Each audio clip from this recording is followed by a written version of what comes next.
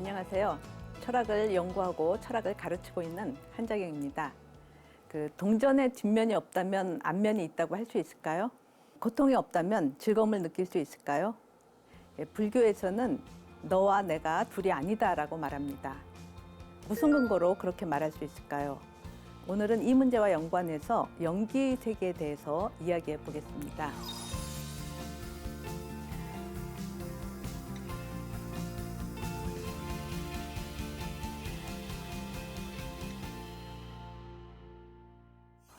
지난 강연에서 말씀드렸던 것인데요.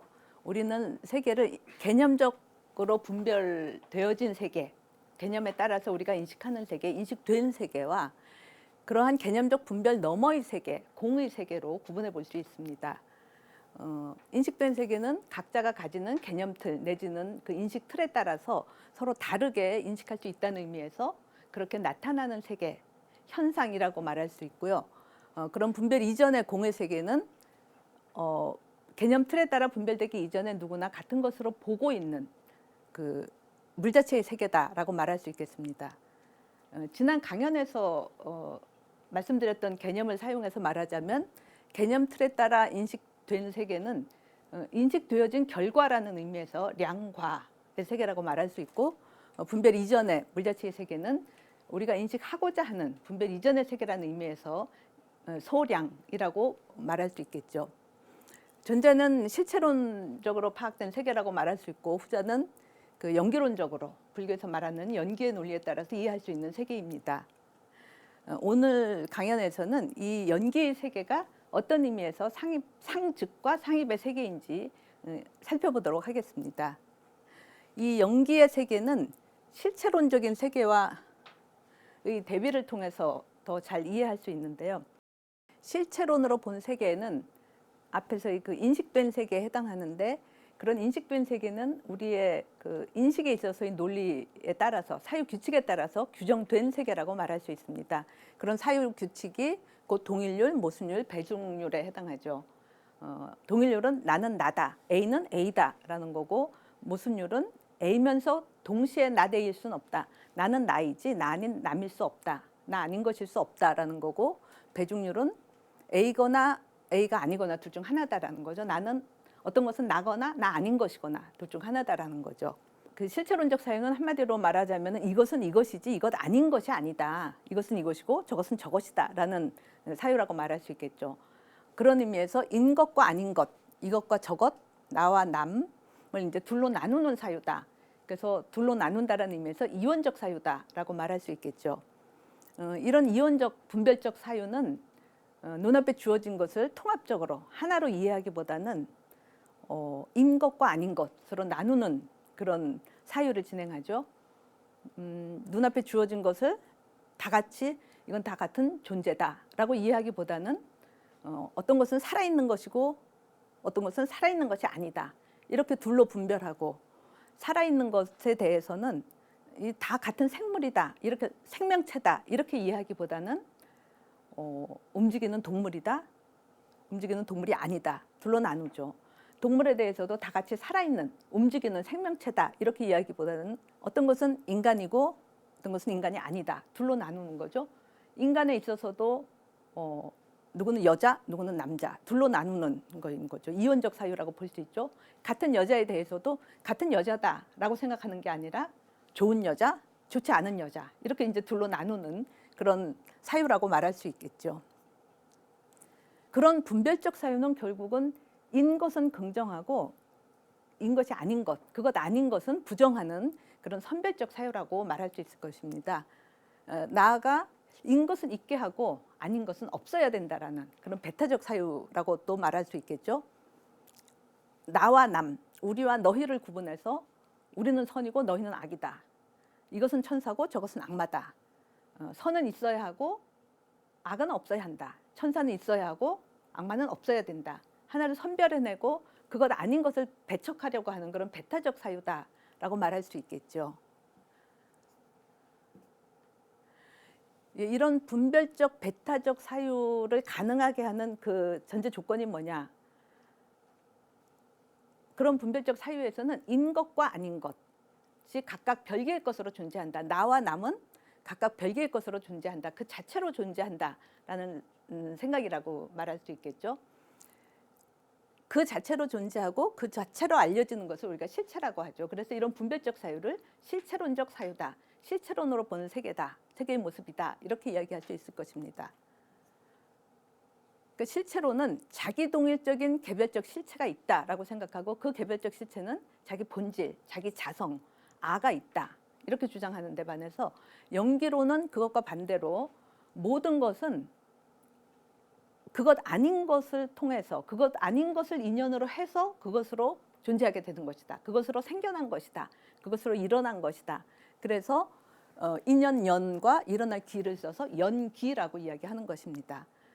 연기론에 따르면은 존재하는 모든 것은 자기 본질, 자기 자성, 다른 것과 구분되는 아라는 것이 있지 않다. 아트만을 말하는 거죠. 아라는 것은 있지 않다. 그런 의미에서 불교의 연기론은 곧 무아론이다라고 말할 수 있겠죠.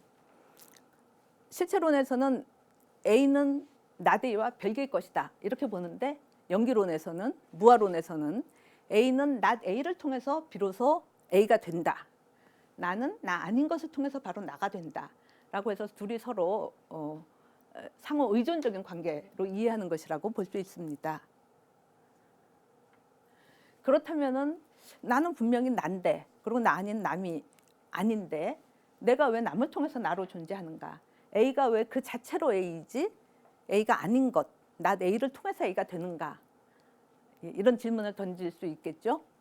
여러분은 여기에서 어느 것이 사과이고 어느 것은 사과가 아니라고 생각합니까? 예를 들어서 제가 숙제를 내주기를 A4 용지에다가 사과 하나를 그려오라 이렇게 이야기했더니 어떤 학생은 A4 용지 하나에 사과를 딱 하나를 그려왔습니다.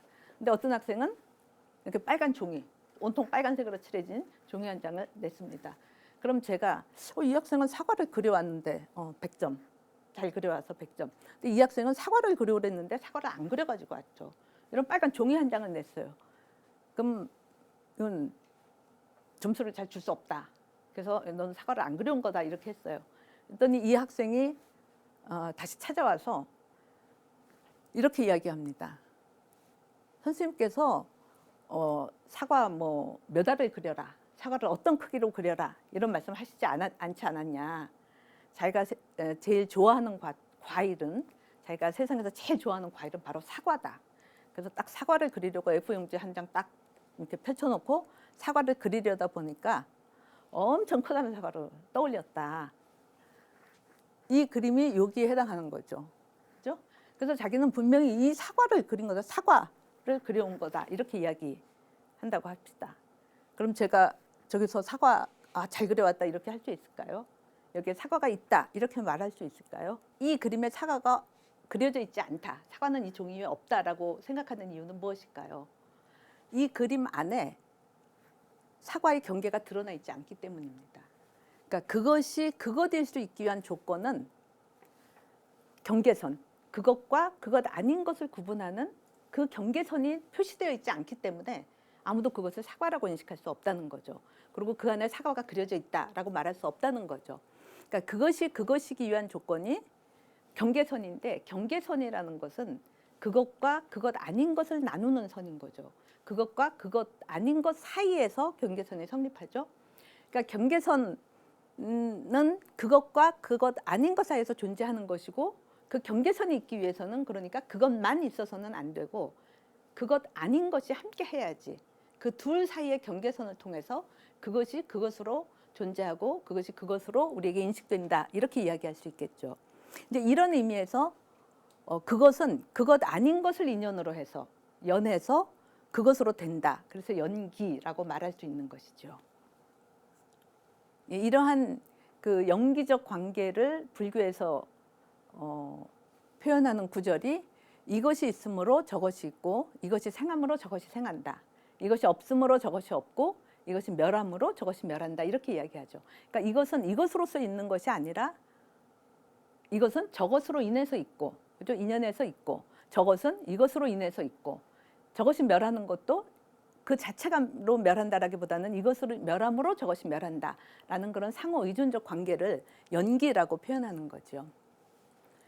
그런 식으로 A와 나대인은 서로 연결된 존재다. 나와 남은 별개의 존재가 아니라 서로 연결된 존재다. 서로 마주하고 있는 존재, 서로 의존적인 존재다. A는 나대이를 통해서 A가 되고 나대이는 A를 통해서 나대이가 되기 때문에 그런 식으로 서로 연결된 존재고 서로 의존적인 존재다라는 것을 즉이라는 곧 즉이죠. 즉이라는 개념을 써서 불교에서는 서로 의존하는 관계, 서로 연결된 존재, 상즉이라고 이야기합니다. 그러니까 이것과 저것은 별개의 존재가 아니라 서로 상즉의 그 존재다 이렇게 이야기할 수 있겠죠. 근데 이러한 그 상즉의 관계를 이루는 존재는 우리가 일상에서도 흔히 발견할 수 있죠. 앞에서 말씀드렸던 것처럼 동전의 앞면은 뒷면이 있어야지 앞면이 있고 앞면이 있어야지 뒷면이 있기 때문에 앞면이 없으면 뒷면도 없고 뒷면이 없으면 앞면도 없는 거죠. 그러니까 나가 있으면 남이 없고 남이 없으면 내가 없는 것과 마찬가지인 거죠. 또 고통과 즐거움도 즐거움을 알기 위해서는 고통을 경험해 봐야지 그 의미를 알 수 있는 거고 뭐 고통은 즐거움을 알아야지 고통 없음을 알아야지 고통을 알 수 있다라는 의미에서 상즉의 관계다라고 말할 수 있겠죠. 삶과 죽음의 관계도 마찬가지입니다. 우리는 삶은 삶이고 죽음은 죽음이다. 별개의 것처럼 생각하지만 삶은 죽음이 있기 때문에 삶이고 삶이 있고 죽음은 삶이 있기 때문에 죽음이 있다. 살아있는 자가 죽는 것이고 죽게 되는 자는 살아있던 자인 거죠. 그러니까 살아있던 생화는 시들어서 죽게 되지만 조화는 시들지 않죠. 죽지 않죠. 그 이야기는 조화는 살아있던 적이 없었던 거죠. 그러니까 삶이 없으므로 죽음도 없다. 이렇게 이야기할 수 있겠죠. 불교에서 색과 공의 관계를 즉이라는 개념을 써서 색즉시공, 공즉시색이라고 이야기하는 것도 색과 공은 서로 즉한 존재다, 상즉의 존재다라는 것을 의미하는 것이죠. 네, 이 그림은 많이 보셨죠? 태극을 상징하는 문양이라고 할 수 있죠. 일체를 동양에서는 음과 양으로 나누어서 이제 이 모양으로 그려놨습니다. 이거는 음이 있어야 양이 있고 양이 있어야 음이 있다. 이 경계선을 통해서 음과 양으로 나뉘어지고 서로 상의적인 의존하는 관계에 있다라고 말할 수 있겠죠. 지난 강연에서 많이 보여드렸었던 애쇼의 이 천사와 악마도 마찬가지인 거죠. 천사가 악마와 서로 경계선을 두고 상즉하고 있기 때문에 천사가 있어야지 악마가 있고 악마가 있어야지 천사가 있는 거죠. 악마는 없어야 한다. 천사만 존재해야 한다. 그래서 악마를 없애면 악마의 경계선이 없어지면 악마의 경계선이고 천사의 경계선이기 때문에 천사도 따라서 없어지게 되는 거죠. 그런 식으로 악마는 악마 아닌 것을 통해서 악마가 되고 천사는 천사 아닌 것을 통해서 천사가 된다. 이렇게 이야기할 수 있고 결국 서로 상즉의 관계다라고 말할 수 있겠죠. 그렇다면은 어떻게 인 것과 아닌 것, A와 나대이가 어떻게 서로 의존적인 상즉의 관계를 이룰 수 있을까를 물어볼 수 있겠죠. 우리가 일반적으로 상식적으로 생각하는 거는 A는 A고 A 아닌 것은 A가 아닌 것인데 어떻게 둘이 서로 의존적이고 서로 연결된 존재인가, 상즉의 존재인가. 뭐 말씀드렸던 것처럼 A는 경계선을 통해서 A로 존재하는데 그 경계선은 A만으로서 성립하는 게 아니라 A와 not A 사이에서 존재하기 때문에 이 경계선은 결국 not A를 포함한다라고 말할 수가 있겠죠.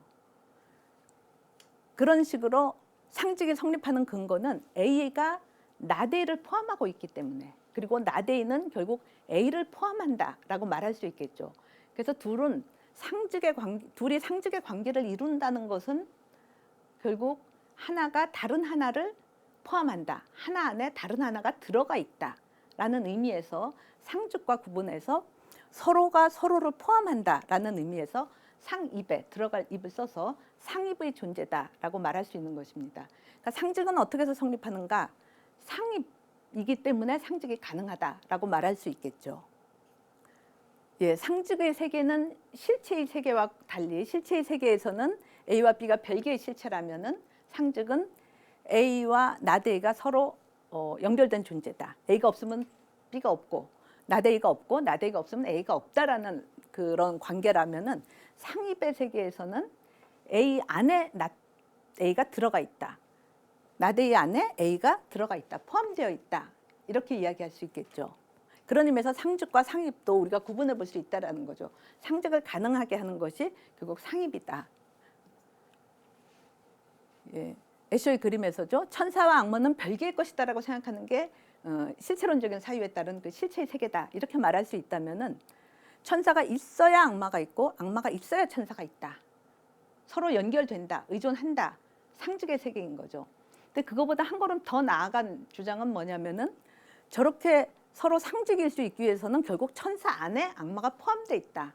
그리고 악마 안에 천사가 포함되어 있다.